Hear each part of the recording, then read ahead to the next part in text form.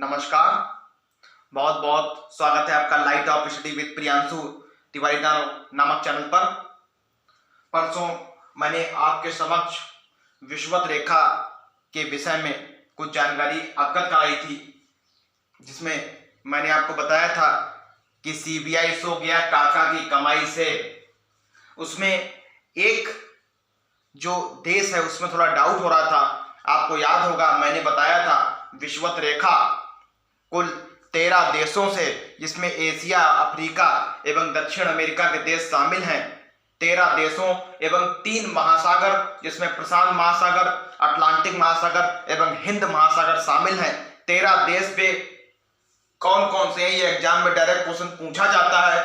तो सीबीआई सो गया काका की कमाई से मैं एक देश थोड़ा गड़बड़ कर रहा था। वो एक देश था का से एक है कांगो और एक का से है कांगो गणराज्य। याद रखिए, एक का से था कांगो और एक का से था कांगो गणराज्य। मैंने कांगो बताया था, लेकिन कांगो गणराज्य के बारे में मैंने आपको नहीं बताया था। तो कांगो गणराज्य याद रखिए, बहुत इजी भी है, कांगो और कांगो गणराज्य। इसी के साथ आज का नया टॉपिक मैं पेश करता हूं कि मैंने आपको कर्क रेखा के बारे में बता दिया, क्योंकि भारत से संबंधित है। विषुवत रेखा के बारे में बता दिया, एग्जाम से पूछे जाते क्वेश्चन, इसलिए मैं यहाँ एक टॉपिक आपके समझ लाया हूं ताकि इन दोनों को और आसानी से एवं सहजता से समझा जा सके।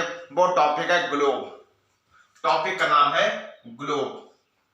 ग्लोब के थ्रू हम काफी कुछ चीजों को समझने का प्रयास करते हैं, क्योंकि थोड़ा अच्छा टॉपिक है। एग्जाम के दृष्टिकोण से अगर देखा जाए, अक्षांश रेखा एवं देशांतर रेखा इसमें मोस्ट इंपॉर्टेंट है। ये ग्लोब में ही खींची जाती रेखाएं हैं, अक्षांश रेखा और देशांतर रेखा। तो इस टॉपिक को थोड़ा हमें गहनता से एवं ध्यान से समझना है। टॉपिक को समझना ज्यादा है, वीडियो देखने के साथ साथ रटना नहीं है, समझना है। ग्लोब केवल हमारी समझ पर डिपेंड करता है, क्योंकि ग्लोब में विषुवत रेखा, कर्क रेखा, मकर रेखा, 180 डिग्री या 73 रेखा, प्रधान रेखा, ग्रीनविच रेखा, सब कुछ इस टॉपिक में शामिल होगा। तो थोड़ा वीडियो ध्यान से और थोड़ा सहजता से देखिए।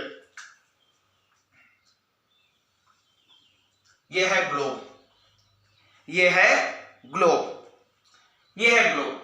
थोड़ा ध्यान से समझते हैं। इतना तो मैंने आपको पहले बता दिया था कि ग्लोब में ये जो बीच की रेखा है, मैंने आपको बताया था ग्लोब में खींची गई ऐसी रेखा, ऐसी काल्पनिक रेखा जो हमारी पृथ्वी को 2 भागों में, उत्तरी ध्रुव एवं दक्षिण ध्रुव में बांटती है, उसे ही हम लोग 0 डिग्री रेखा, भूमध्य रेखा, विषुवत रेखा या काल्पनिक रेखा के नाम से जानते हैं। ये 4 से 5 इसके नाम भी मैंने आपको वीडियो में बताए थे। 4 से 5 बार रिपीट किया था ये आंसर, तो जरूर वीडियो देख लीजिए। आप परसों का वीडियो, परसों रात का वीडियो आप अवश्य देख लीजिए।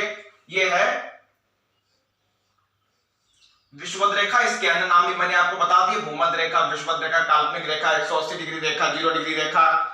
ये 0 डिग्री से शुरू होके 180 डिग्री में खींची गई विषुवत रेखा है, जो कि मैंने आपको बता दिया कुल 13 देशों से ये गुजरती है, जिसमें कोलंबिया, ब्राजील, इंडोनेशिया, मालदीव, ये तमाम देश। कांगो गणराज्य मैं आपको बताना भूल गया था, मैंने कांगो बताया था लेकिन आपको कांगो गणराज्य नहीं बताया था। तो याद रखिए, वो वीडियो देख के सीबीआई सो गया काका की कमाई से, एक का से कांगो और एक का से कांगो गणराज्य, क्योंकि मैं केवल 12 कंट्री बताया था, एक कंट्री में भूल रहा था। तो मैंने बाद में ये क्वेश्चन देखा तो मुझे अचानक कंठस्थ हुआ कि मैं कांगो तो मैंने बताया था, लेकिन कांगो गणराज्य मैं बताना भूल गया था। तो याद रखिए, 0 से विषुवत रेखा खींची जाती, ये तो मैंने आपको बता दिया था। इसके साथ ही मैंने आपको बताया था कि ये वाला भाग है उत्तरी भाग और ये वाला भाग है दक्षिणी भाग।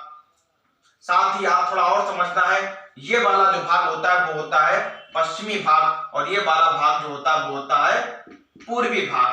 पूर्वी भाग, पा पूर्व, पू मैंने शॉर्टकट में लिख दिया है, पा है, लेकिन पश्चिमी में पा है, अब पू में बड़े की मात्रा लगी, जो कि मैंने आपको बता दिया, शॉर्टकट में समझ लीजिए।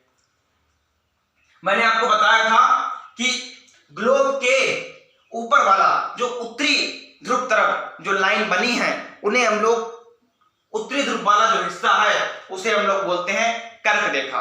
क्या बोलते हैं? कर्क रेखा, और दक्षिणी ध्रुव वाला जो भाग है उसे हम लोग बोलते हैं मकर रेखा। हमारा देश कर्क रेखा में स्थित है। मैंने आपको एक ट्रिक के माध्यम से बताया भी था, याद करिए, मित्र वाली ट्रिक मैंने आपको बताई थी, जिसमें आपका मिजोरम, त्रिपुरा, मध्य प्रदेश, छत्तीसगढ़, राजस्थान, झारखंड, पश्चिम बंगाल, ये आठ राज्य भारत, और त्रिपुरा, ये 8 राज्य भारत के ऐसे हैं जो कर्क रेखा से होकर गुजरते हैं। क्वेश्चन एग्जाम में पूछा भी जाता है, 2019 यूपीपीसीएस में पूछा भी गया था, 2017 यूपीपीसीएस में, और इसके साथ 2021 में भी क्वेश्चन पूछा गया था किन किन राज्यों से होकर कर्क रेखा गुजरती है। इनमें से सभी या 3 ऑप्शन होंगे, जो भी हो, तो इन 8 राज्यों के नाम बेहद इंपॉर्टेंट याद रखिए। अब उत्तरी और दक्षिणी ध्रुव मैंने आपको बता दिए। अब यहां पे थोड़ा समझना है, लॉजिक यही है, लॉजिक थोड़ा यहीं पे थोड़ा समझना है। ये रेखा जो हो गई वो हो गई विषुवत रेखा। विषुवत रेखा, विषुवत रेखा के ठीक ऊपर, विषुवत रेखा के ठीक ऊपर समानांतर रेखाएं खींची जाती हैं। इस चीज को थोड़ा ध्यान से समझना है, थोड़ा ध्यान दीजिए बस। विषुवत रेखा के ठीक ऊपर, विषुवत रेखा के ठीक ऊपर कुछ समानांतर रेखाएं खींची गई हैं जिनकी दूरी लगभग समान होती है। इस चीज को थोड़ा ध्यान से समझना है। और इसी प्रकार विषुवत रेखा के उत्तरी भाग में जाते हुए भी समानांतर रेखाएं हैं, और दक्षिणी भाग में जाते हुए कुछ समानांतर रेखाएं खींची गई हैं। ये थोड़ा समझना है टॉपिक ध्यान से, इस टॉपिक को ध्यान थोड़ा समझना है, और थोड़ा समझ लीजिए इन समानांतर रेखाओं को क्या बोलते हैं। इन समानांतर रेखाओं को बोलते हैं अक्षांश रेखाएं। क्या बोलते हैं इन्हें? इन रेखाओं को बोलते हैं अक्षांश रेखाएं। इन रेखाओं को हम किस नाम से जानते हैं? अक्षांश रेखाएं। अक्षांश रेखाएं। अब क्वेश्चन ये भी याद रखिए कि 2 अक्षांश रेखाओं के बीच की दूरी कितनी होती है? 111 किलोमीटर। याद रखिए,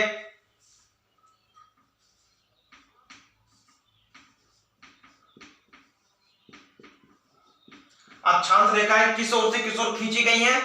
पश्चिम से पूरब ग्लोब पर पश्चिम से पूरब की ओर समानांतर क्रम में खींची गई काल्पनिक रेखाओं को ही अक्षांश रेखाओं के नाम से जाना जाता है। कहां से कहां? उत्तर दक्षिण तो है नहीं, पश्चिम से शुरू होके पूरब का क्रम मेरा खींचने का रहा था, तो पश्चिम से पूरब की ओर ये रेखाएं खींची जाती हैं। और 2 अक्षांश रेखाओं के बीच की दूरी कितनी होती है? तो यहां से यहां, यहां से यहां, यहां से यहां, यहां से यहां, 111 किलोमीटर। 2 अक्षांशों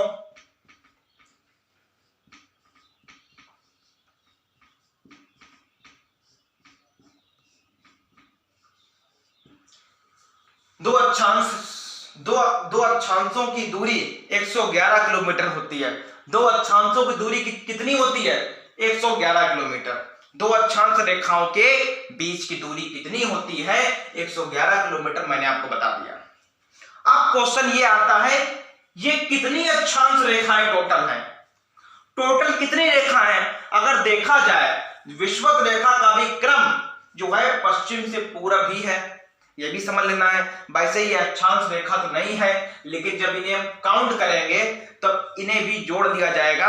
मैं आपको थोड़ा बताता हूं, क्योंकि एक एग्जाम में क्वेश्चन पूछा गया था, उसमें ऑप्शन 180 था और एक एग्जाम में आंसर 181 था। थोड़ा हम ऐसे से समझा देते हैं। यह है विषुवत रेखा। ऐसी अक्षांश रेखाएं 90 उत्तर की ओर खींची है। ये काल्पनिक रेखा है, ये केवल कल्पना है। It is just a imagine according to geological जो है, जितने भी भूगोल वेदता हैं उनके अकॉर्डिंग मैं आपको बता रहा हूं। 90 रेखाएं उत्तर की ओर गई हैं और 90 रेखाएं दक्षिण की ओर गई हैं। मैं अक्षांश रेखाओं की बात कर रहा हूं, तो कुल कितनी होंगी? 90 प्लस 90। वैसे देखा जाए इनकी संख्या 180 है, लेकिन अगर विषुवत रेखा को भी शामिल कर लिया जाए, मैंने आपको बताया है अभी कि विषुवत रेखा जो है इसका भी क्रम अगर देखा जाए समानांतर है और पश्चिम से उत्तर है, सॉरी पश्चिम से पूरब भी है, और बस ये बीचों बीच की चीज है, बस इतना अंतर है। ये 2 भागों में पृथ्वी को बांटती है।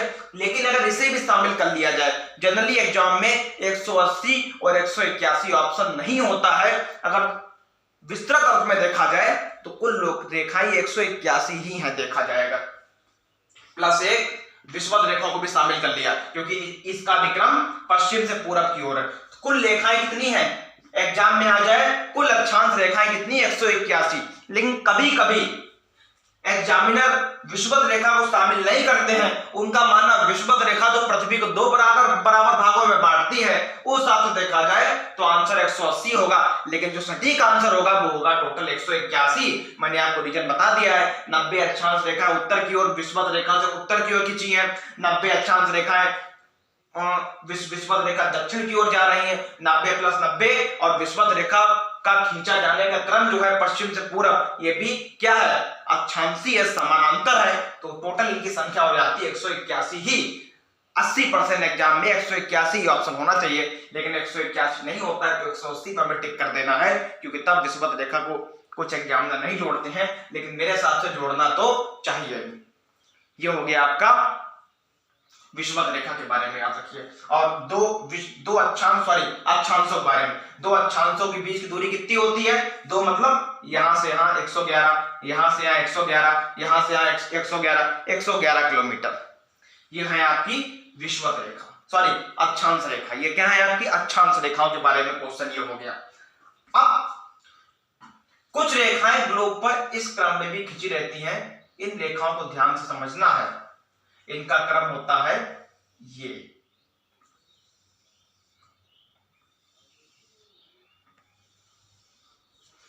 क्वेश्चन अगर आ जाए अक्षांश रेखाओं, थोड़ा समझ लीजिए, क्वेश्चन को ये नहीं आएगा लेकिन समझते हैं अक्षांश रेखाओं का के उपयोग क्या है।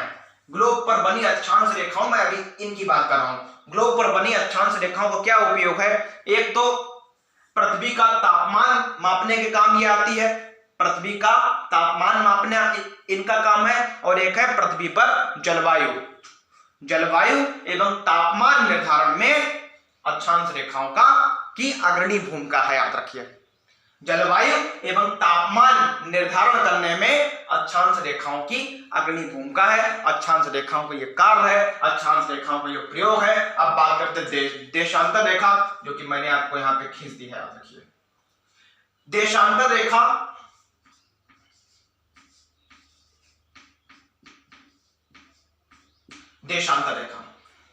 आपको अभी मैंने जब लाइन खींची है तो आप समझ सकते हैं देशांतर रेखा का क्रम क्या है।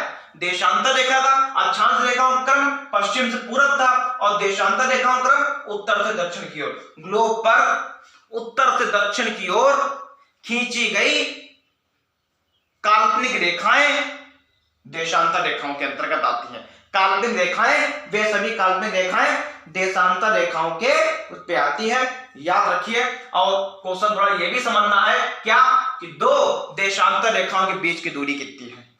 दो देशांतर रेखाओं के बीच की दूरी कितनी है, तो 111.3 किलोमीटर। कितनी दूरी है, 111.3 किलोमीटर। दूरी 111.3 किलोमीटर। इनकी कितनी है, अक्षांश रेखाओं की 111 किलोमीटर, और दो देशांतर रेखाओं की दूरी कितनी है, 111.3 किलोमीटर।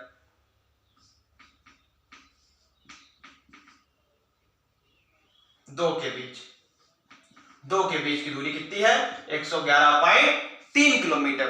111.3 किलोमीटर है दो देशांतर रेखाओं के बीच की दूरी। एक बार ग्लोब और ध्यान से थोड़ा देख लीजिए, 111.3 किलोमीटर इसकी पूरी आपकी दूरी है, याद रखिए। अब थोड़ा समझना है दो देशांतर रेखाओं के बीच का समय कितना है। दो देशांतर रेखाओं के बीच का समय कितना है, तो वो है 4 मिनट। 4 मिनट मतलब यहां से वहां, यहां से वहां, यहां से वहां और यहां से यहां। तो याद रखिए,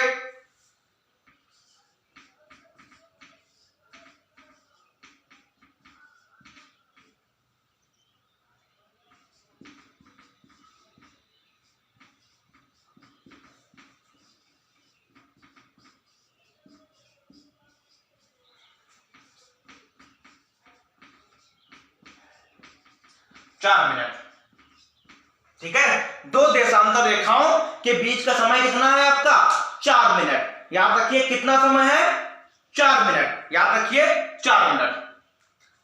अब थोड़ा समझते हैं कि ये देशांतर रेखाओं की संख्या कितनी होती है। याद रखिए, देशांतर रेखाओं की, जैसे अक्षांश रेखाओं की संख्या मैंने 181 बताई थी, उसी प्रकार देशांतर रेखाओं की संख्या कितनी है मैं आपको बता दूं। 180 डिग्री पश्चिम की ओर खींची हुई है ये रेखाएं और कुल 180 पूरब की ओर है, तो कुल संख्या इनकी कितनी हुई?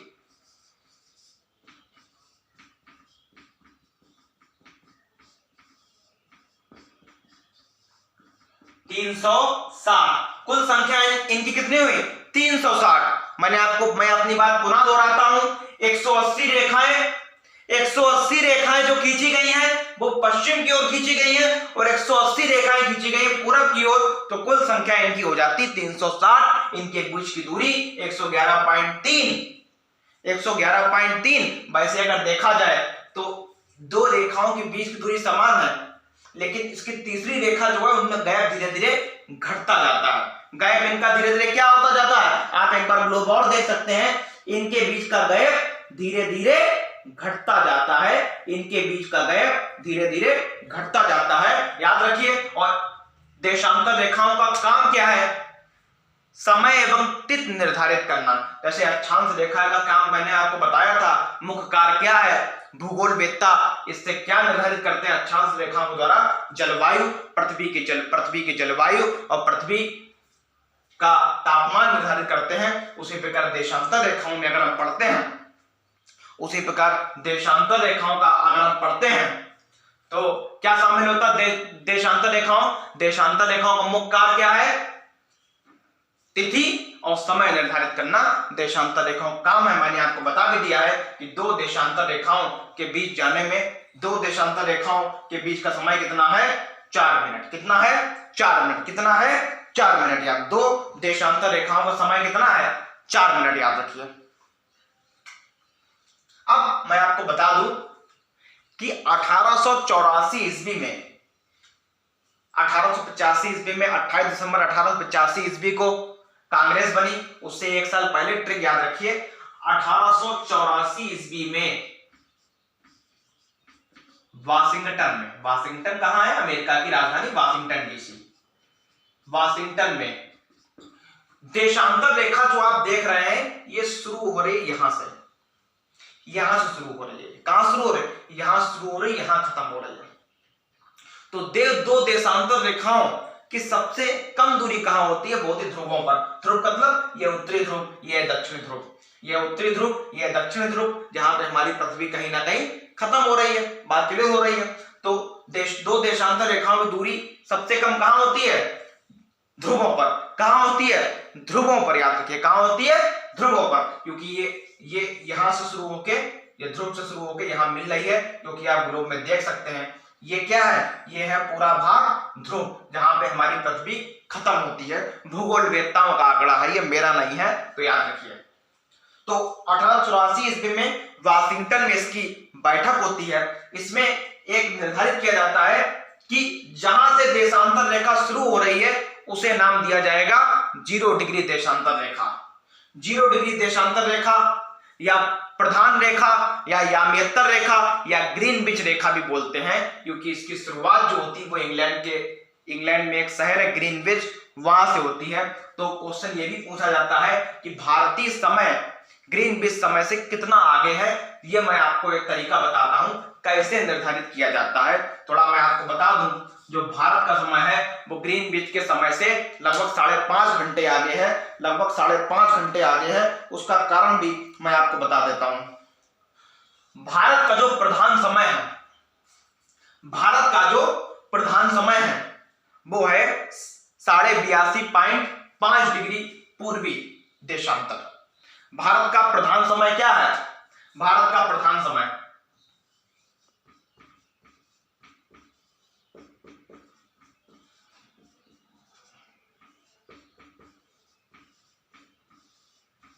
82.5 या 82 1/2, 82 होल 1/2 भी कर सकते हैं, वो बात एक ही है। पूर्वी देशांतर याद रखिए, एग्जाम में अक्षांश भी आ सकता है, लेकिन हमें पूर्वी देशांतर याद रखना है। पूरा आपका यहाँ है 82.5 पूर्वी देशांतर, जो कि मैंने आपको बता दिया, याद रखिए। अब मैंने आपको यह भी बताया है कि एक देशांतर से दूसरे देशांतर में जाने में कितना समय लगता है। मैंने आपको बताया 4 मिनट। कितना लगता है? 4 मिनट। 4 मिनट, जो कि मैंने आपको दो देशांतर रेखाओं के बीच समय कितना होता है? 4 मिनट, दो देशांतर। और भारत का स्टैंडर्ड टाइम कितना है? ये क्वेश्चन रख लीजिए, 82.5 मतलब 82.5, या एग्जाम में 82 होल 1/2 पूर्वी देशांतर भी दे सकते हैं। तो याद रखिए वो एक ही बात है, एक ही बात है, याद रखिए। ठीक है, कैसे भी दिया कि 2 का 1 में डिवाइड करेंगे तो 0.5 आएगा, जाहिर सी बात है। तो 82.5 पूर्वी देशांतर। अब टाइम कैसे निकालना है भारत का समय ग्रीनविच से आगे, थोड़ा समझना है। मैंने आपको बताया दो देशांतर रेखाओं के बीच का समय कितना? 4 मिनट। तो 82.5 में भारत का स्टैंडर्ड टाइम मैंने आपको 82.5 पूर्वी देशांतर में बताया है, 4 का गुणा कर दिया जाए तो आएगा आपका 4 पंचे 20, 4 दूनी 8, 330। कितना आया मल्टीप्लाई करने के बाद? 330। कितना आया? 330। और आपको मालूम है 1 घंटे में कितने मिनट? टोटल 4 मिनट लगते हैं, लेकिन 1 घंटे में कितने मिनट होते हैं? 60। तो इसमें 60 का डिवाइड कर देते हैं तो आ जाता है 6 पंचे 30, 5.5 मतलब 5.5 घंटे। बात स्पष्ट हो रही है? जहां से ये रेखा शुरू होती है, मैंने आपको बता दिया ग्रीनविच से शुरू होती है, ऐसा माना जाता है। तो ग्रीनविच से आपको मैंने बताया है दो देशांतर के बीच जाने में समय लगता है 4 मिनट का, और भारत का स्टैंडर्ड टाइम 82.5 है, तो 82.5 में 4 का गुणा किया तो आ जाएगा 330। और आपको मालूम होना चाहिए क्या कि टोटल मिनट कितने होते हैं 1 घंटे में? 60। तो 60 का इसमें डिवाइड किया तो 5.5 अर्थात 5.5 घंटे आगे है।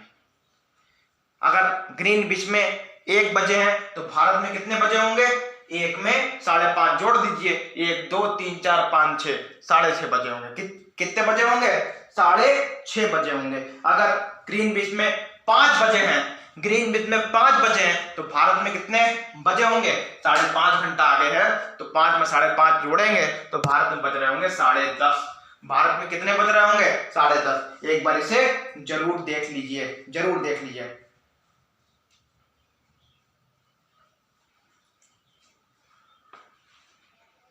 ये पूरा आपके ग्लोब से संबंधित क्वेश्चन है। और एक थोड़ा आपको और बता देते हैं कि थोड़ा समझ लीजिए कि ये जो कर्क रेखा है, जो कर्क रेखा है, इनके बनने का जो कोण है, कर्क रेखा बनने का कोण है 23.5 डिग्री उत्तरी। 23.5, ये मैंने आपको उस समय बताया भी था, मैंने आपको कर्क रेखा के बारे में जब बताया था। इनका जो गैप है वो क्या है? 23.5 उत्तरी। और मकर रेखा का क्या है? क्योंकि मकर रेखा दक्षिण तरफ स्थित है तो इसका है 23.5 डिग्री दक्षिणी, 23.5 डिग्री उत्तरी, और यह है आपका 23.5 डिग्री दक्षिणी, 23.5 डिग्री दक्षिणी। तो ये थोड़ा याद रखिए, अक्षांश और ये आपका देशांतर। 23.5 डिग्री 23.5, 23.5 कहां है? 23.5 क्या है आपका? 23.5 आपका क्या है? कर्क रेखा कहां स्थित है? उत्तरी देशांतर तरफ। और थोड़ा आपको एक चीज और बता देते हैं, इसे भी थोड़ा ध्यान समझ लीजिए, ये तो पूरा वीडियो हम लोग को देखना है। जो कर्क रेखा का जो समापन होता है, कर्क रेखा का समापन कहां होता है और मकर रेखा का समापन कहां होता है, इसे भी हम लोग थोड़ा ध्यान से देखते हैं। कर्क रेखा का जो समापन होता है, मतलब सबसे अंतिम लाइन जो होती है वो समाप्त होती है 66.5 डिग्री आर्कटिक जोन में। कौन से जोन में? आर्कटिक जोन में। और मकर रेखा का समापन जो होता है वो होता है 66.5 डिग्री आपका अंटार्कटिक जोन में। वो है आर्कटिक जोन और ये अंटार्कटिक जोन।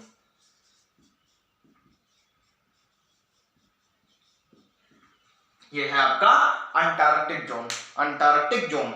तो 66.5 डिग्री कर्क रेखा का अंत किस कोण में होता है? 66.5 डिग्री कहां का? आर्कटिक में। और मकर रेखा का जो समापन होता है वो होता है 66.5 डिग्री अंटार्कटिक। आर्कटिक अलग है, अंटार्कटिक अलग है। अंटार्कटिक याद रखिए। तो ये ग्लोब संबंधी क्वेश्चन है, ये बेहद इंपॉर्टेंट है। मैंने आपको दोनों रेखाओं के बारे में बता भी दिया लगभग। मकर रेखा इंपॉर्टेंट नहीं है, इसका वीडियो मैं बना दूंगा फिलहाल अगर चाहिए, क्योंकि मकर रेखा का संबंध भारत से है नहीं। क्वेश्चन एग्जाम में पूछा जा सकता है, थोड़ा याद रखिए। और 0 डिग्री देशांतर रेखा का निर्धारित कब किया गया? 1884 ईस्वी में वाशिंगटन डीसी में, वाशिंगटन डीसी अमेरिका में। क्वेश्चन आ सकता है कि ऐसा कौन सा महाद्वीप है जहां से कर्क रेखा, मकर रेखा एवं विषुवत रेखा तीनों गुजरते हैं? तो वो है अफ्रीका। अफ्रीका। 4 ऑप्शन हो सकते हैं, एशिया, अफ्रीका, यूरोप, दक्षिण अमेरिका। तो आपको अफ्रीका में टिक करना है। अफ्रीका एकमात्र ऐसा महाद्वीप है, ऐसा महाद्वीप है जहां से तीनों रेखाएं, कर्क रेखा, मकर रेखा और विषुवत रेखा तीनों गुजरती हैं। याद रखिए विषुवत रेखा की ट्रिक मैं आपको पुनः बता देता हूं। CBI हो गया, काका की कमाई से, इनमें मैंने आपको परसों जब बता रहा था तो 12 देश बता दिए थे। एक देश मैं भूल रहा था, तो एक देश वो था कांगो। एक का से कांगो था और एक का से कांगो गणराज्य भी है। तो याद रखिए, थोड़ा मैं आपको बता देता हूं। याद रखिए अक्षांश रेखाओं के बीच की टोटल अक्षांश रेखाएं कितनी है? वो आपकी समानांतर क्रम में टोटल कितनी है? टोटल 90 ऊपर, 90 नीचे और एक विषुवत रेखा 181। और टोटल देशांतर रेखा कितनी है? 180 पश्चिम की ओर, 180 पूरब की ओर। तो हो जाती है 360। याद रखिए 360। और आपको याद रखिए दो अक्षांश रेखाओं की दूरी कितनी है? 111 किलोमीटर। और दो देशांतर रेखाओं की दूरी कितनी है? बस 111 में 0.3 जोड़ देना है, 111.3। मैं केवल 2 की बात कर रहा हूं, याद रखिए, क्योंकि अगर आप ये देख रहे हैं जो बनाने क्रम है, ये 2 देशांतर रेखाएं धीरे धीरे इनका जो दूरी है वो कम होती जाती है। लेकिन अगर 2 की तुलना करेंगे केवल हम लोग तो 111 है। अगर पहली से तीसरी करेंगे तो आंकड़ा इधर उधर हो जाएगा, आंकड़ा चेंज हो जाएगा। याद रखिए मतलब अक्षांश रेखाएं ग्लोब पर समान दूरी बनी है, लेकिन देशांतर रेखा ग्लोब पर समान दूरी पर नहीं बनी है, क्योंकि ये इतना गैप है, फिर ये गैप धीरे धीरे कम होता जाता है। तो याद रखिए ये मोस्ट इंपॉर्टेंट टॉपिक है, इसे देख लीजिए। तरीका मैंने भारत का स्टैंडर्ड टाइम क्या है? 82.5 डिग्री पूर्वी, 82.5 डिग्री पूरब में स्थित है। बहुत बहुत धन्यवाद। वीडियो अच्छा लगे तो सब्सक्राइब और लाइक अवश्य कर लीजिए और पूरा वीडियो देख लीजिए 2 से 3 बार। कोई डाउट हो सकता है इसमें कोई डाउट हो किसी बच्चों को, तो कमेंट में कमेंट कर दीजिए, कमेंट बॉक्स में कि हाँ मुझे डाउट है। मैं पुनः थोड़ा इसके विषय में अवगत करा दूंगा आप सभी को। तो याद रखिए।